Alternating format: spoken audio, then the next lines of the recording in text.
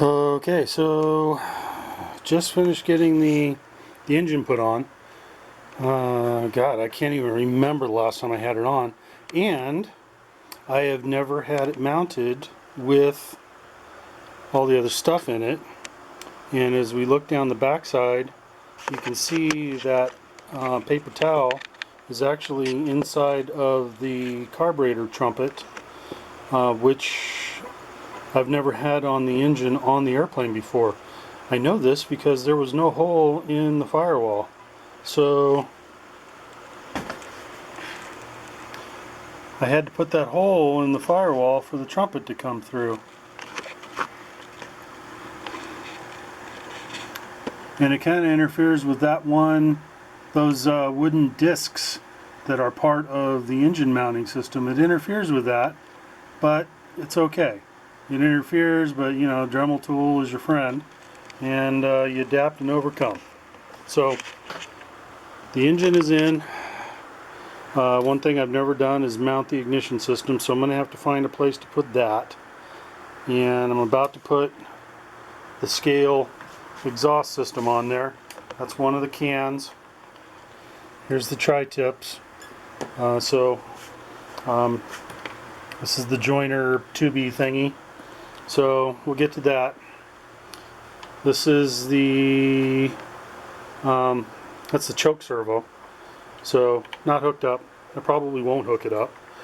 I know that it works. I'm mainly just trying to get everything in place. I'll hook it up if I have to. You can see way down in there, there's a push rod. That's the throttle. You can just see the throttle servo. It's right next to that green circuit board, which is the linear actuator for the canopy, and then of course the fuel tank. Okay, so next up we will get the exhaust system in. Eventually I'm going to have to build tunnels, you know, here, but for now I'm just doing a mock-up, so we'll get the mufflers on shortly. Okay, got the first one on. I can't say that I'm a huge fan of Zenoa's mounting system. You see that brass nut in there. You know, it won't sit there on its own either. So you got to find a way to hold that there, and then get the muffler in place, and then get the screws, you know, down, and it takes about 5 hands. It's a real pain in the ass. Not a fan. Anyhow, that's one. Well,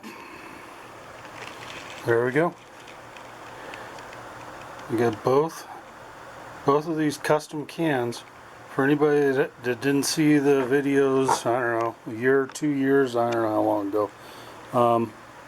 Custom Pipes RC. You want to talk to a guy named Dan Gallardo.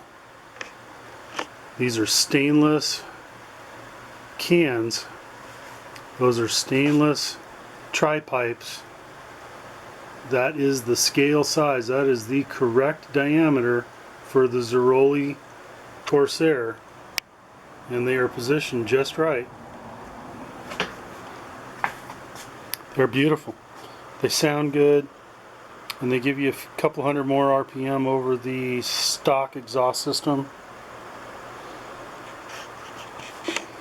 Takes a little work to get them in, but like I said, we are scale builders. We're not afraid of doing things that are hard.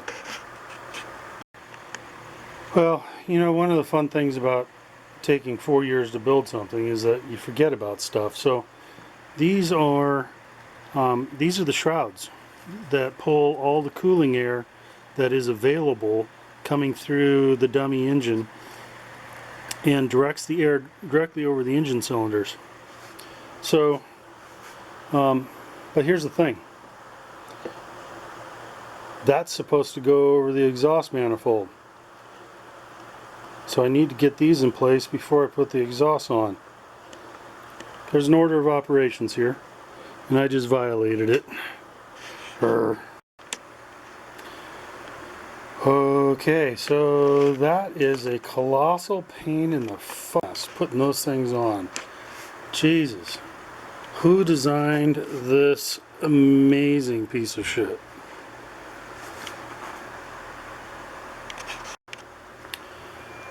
Okay, well, I'm not entirely sure how much time has gone by, but I finally got both of the shrouds on.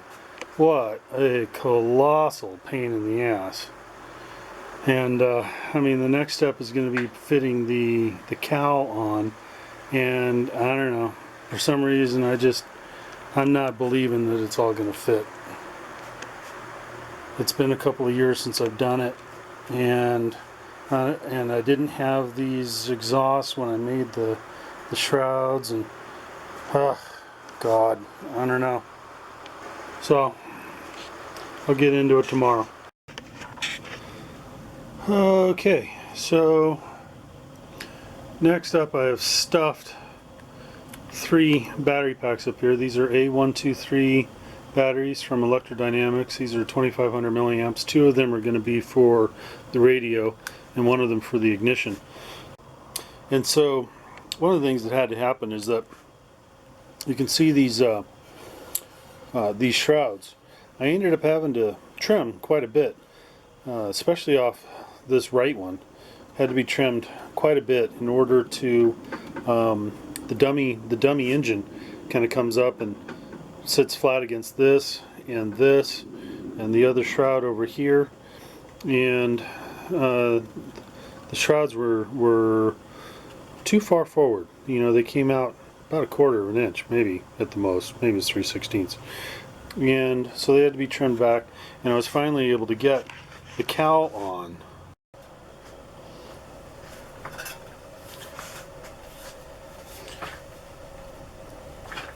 So the cowl goes on. We got to get the shrouds are very close to the same diameter as the cowl itself, so we got to fit those by.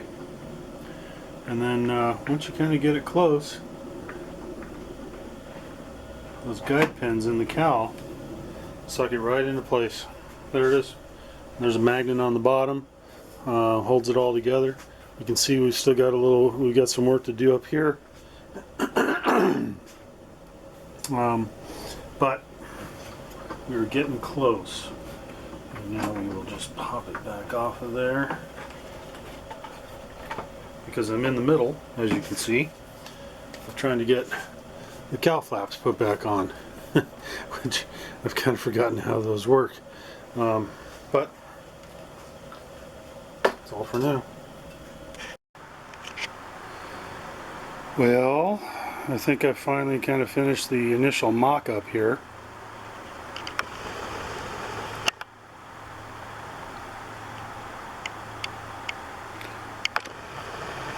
Scale props installed.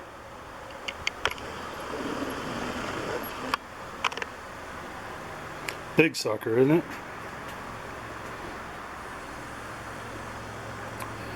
And I've permanently installed the magnetos and the distributor, even though it's going to make things a little more difficult for me when it comes time to paint the cowl. I needed those things just to be done, and I'll deal with the extra trouble with the as required during the masking and taping. So here you can see some of the detail going on in there. Take a look at the scale prop, all painted. I still have weathering to do. I still got to put still have dusting to do. I've got to, put some damage into it, and I need to get all the stickers and decals on as well. So I got the cowl installed. Cowl flaps are on. They are operational, except for the servos, because I'm missing one, because I apparently borrowed it to use somewhere else. See that bolt right there? That's 1032 bolt. There's one in there. There's one on the other side. Right there. That's the only 2 things that hold the cowl on. But it's pretty stout. And here you can see the prop clearance. There isn't a great deal of prop clearance. That's the actual prop backplate right there.